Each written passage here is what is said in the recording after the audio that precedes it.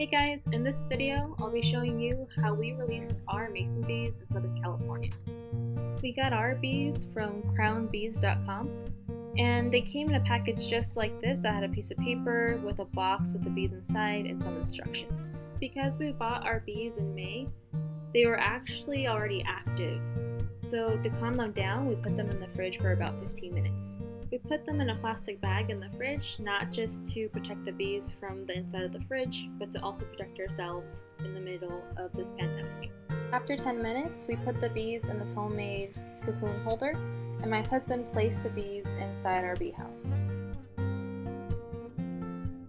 My husband opened the box carefully and placed the bees on top of the metal contraption. From what I read, the bees should still be in cocoons at this point, but because the weather was so hot in Southern California, most of them were already hatching.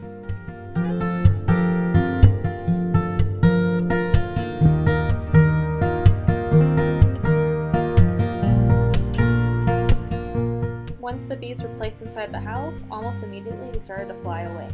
I just hope they come back, they weren't cheap.